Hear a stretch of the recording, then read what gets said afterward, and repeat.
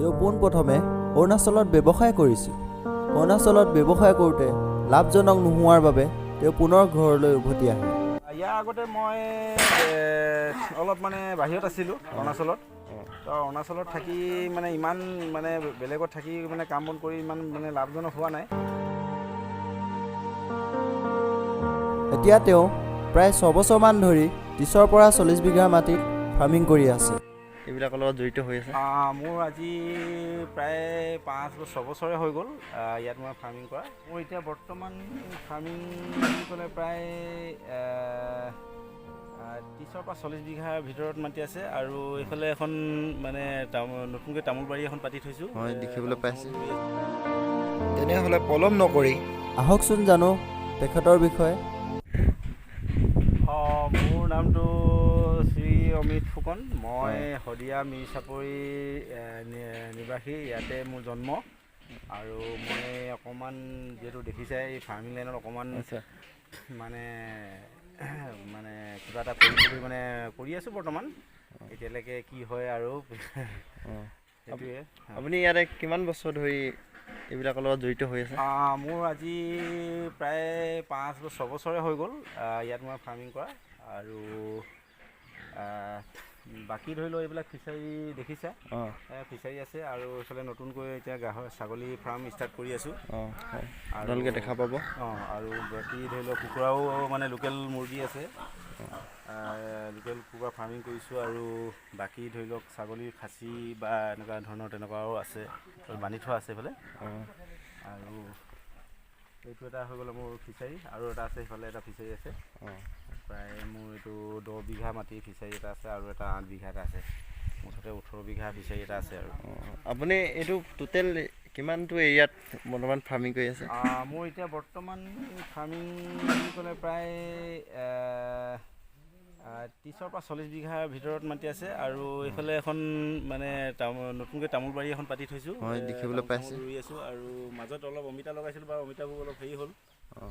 বাকী এনেকৈ আৰু কিছুমান আলু খেতি কৰিছোঁ অলপ চলপ মানে এনেকৈ। আৰু এখন আছে আলু, সেইফালে বেছিকৈ বৃহৎকৈ অলপ কৰিছোঁ আলু ডাঙৰকৈ। বৰ্তমান আপোনাৰ লগত কিমান মান গাহৰি আছে? মোৰ এতিয়া বৰ্তমান 30টা গাহৰি আছে। যিহেতু এতিয়া গাহৰিত মানে সিমান মানে বিক্ৰী নাই বুলি কোৱা মানে বজাৰটো ডাউন হৈ আছে আৰু মই বিক্ৰী কৰিব পৰা নাই। চাওঁ পিছত অকণমান দাম বাঢ়িব বুলি মানে বিশেষ মানে মানুহৰ পৰা গম পাইছোঁ। যদি দাম বাঢ়িলে বিক্ৰী কৰিম আৰু তেনেকৈ চলি আছে। ভৱিষ্যত আৰু কিবা ডাঙৰ প্লানিং কৰিম বুলি ভাবি ভৱিষ্যত চাওঁ, আগবাঢ়ি যাওঁ। এতিয়া ছাগলী ফাৰ্ম এটা কৰি আছোঁ, সেই ছাগলী ফাৰ্মে অলপ ডাঙৰ কৰিম বুলি ভাবি আছোঁ। এতিয়া ছাগলী প্ৰায় মানে 52 পিচ আছে ছাগলী। 52টা ছাগলী আছে আৰু খাচী 10টা আছে। মুঠতে সেই তেনেকৈ হেৰি কৰিছে। খাচীখিনিও তুমি চাব পাৰা, এইফালে খাচীও আছে, ডাঙৰ ডাঙৰ খাচী আছে। আপোনালোকক দেখুৱাম বাৰু খাচীবিলাক অলপ আছে। খাচীবিলাকৰ প্ৰায় ওজন কিছুমান মাংস এদিন এটা মানে হেৰি কৰি দিয়া আছিলে, কটা হৈছিলে। প্ৰায় 40 কেজি ওজনৰ খাচী আছে মোৰ লগত। তেনেকৈ এইবিলাক মোৰ খাচী হয়।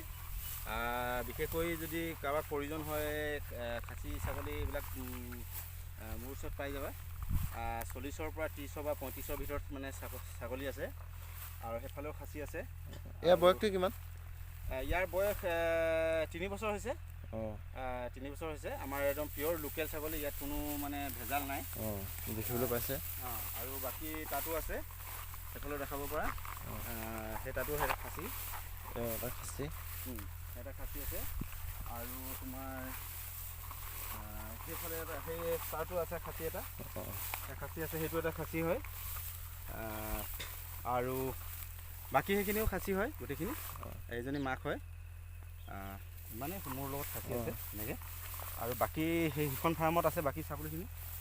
আপোনালোকে যদি খাচীও যদি প্ৰয়োজন হয় মাংসৰ কাৰণে, তেনেহ'লে যোগাযোগ কৰিব পাৰে। তেখেতৰ নাম্বাৰটো ডিছক্ৰিপশ্যনত মই দি দিম বাৰু। মই ইয়াত পিয়'ৰ লোকেল কৰিছোঁ আৰু ইয়াত মানে কোনো কিবা ভেজাল ছাগলী বোলে তোমাৰ এইবিলাক নাই তেনেকৈ। আৰু এইখিনি মই ছাগলীৰ কাৰণে এই বাউণ্ডেৰী মাৰি ৰাখিছোঁ। বৃহৎ পৰিমাণৰ আৰু মেলি দিওঁ।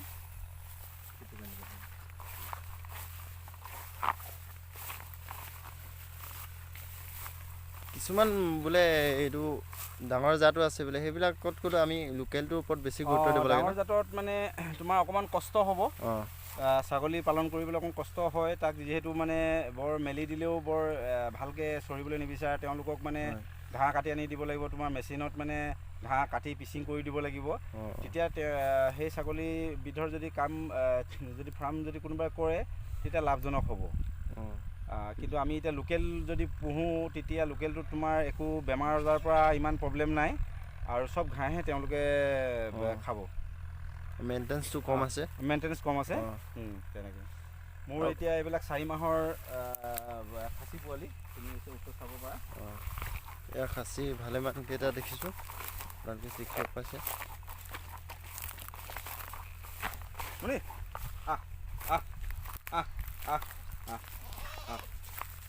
এইটো তোমাৰ 5 মাহ হৈছে খাচী পোৱালি আৰু এইবিলাক চব খাচী পোৱালি হয় এইবিলাক 4 মাহ হৈছে সেইটো 4 মাহৰ পোৱালি পাঠি হয় এইটো পিয়'ৰ লোকেল মানে আপুনি ছাগলী জাতটো ক'ৰ পৰা আনিছিলে এইটো ছাগলী জাতটো ইয়াৰে হয় মোৰ লোকেল ছাগলী ইয়াৰে পোৱালি মাকজনী সেইজনী এজনী মাক হয় আৰু এজনী আছে মাক সেইজনীৰ পৰা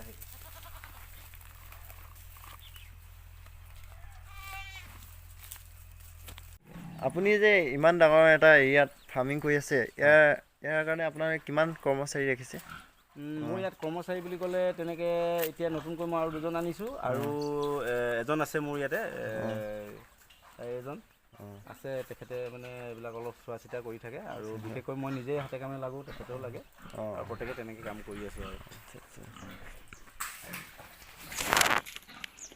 ইয়াত দেখিবলৈ পাইছে লগতে কুকুৰাও ৰাখিছে আলু খেতি কৰিছে লগতে বিভিন্ন ধৰণৰ বাকী এইখিনি ধৰি লওক খাবলগীয়াকৈ এনেই ধৰি লওক অকণমান ঘৰৰ ওচৰতে কৰিছে আৰু অলপ সেইখিনি বৃহৎকৈ কৰিছোঁ অকণমান মানে প্ৰায় 15 পৰা 20 বিঘা ভিতৰত আলু খেতি কৰিছোঁ অকণমান দূৰত আছে বাৰু দেখাবলৈ যাব লাগিব আৰু বাকী সেইখন হৈ গ'ল আপোনাৰ কলবাৰী তুমি ওচৰত ইয়াৰ পৰা দেখি পাইছে অলপ সেইখন মানে কলবাৰী পাতিছোঁ 5 বিঘা এটা মালভোগ কল বুলি কয় আৰু যিহেতু তাৰ অকণমান বজাৰ ডিমাণ্ডটো অলপ মানে কিবা অলপ বেছি ৰেট পায় বুলি জনাত মানে মই সেই কলপুলি লগাইছোঁ আনি পিনি আৰু তাৰ তলত এতিয়া মাটিমাহ সিঁচি দিছোঁ আৰু তেনেকৈ আৰু চলি আপুনি বৰ্তমান অকল ফাৰ্মিঙৰ লগতে জড়িত নে বিভিন্ন অকল ফাৰ্মিঙৰ লগতে এইবিলাকতে জড়িত আৰু বাকী তেনেকৈ অন্য মানে একো কৰা নাই মানে ইয়াৰ আগতে আপুনি কিবা কৰিছিলে নেকি ইয়াৰ আগতে মই অলপ মানে বাহিৰত আছিলোঁ অৰুণাচলত তো অৰুণাচলত থাকি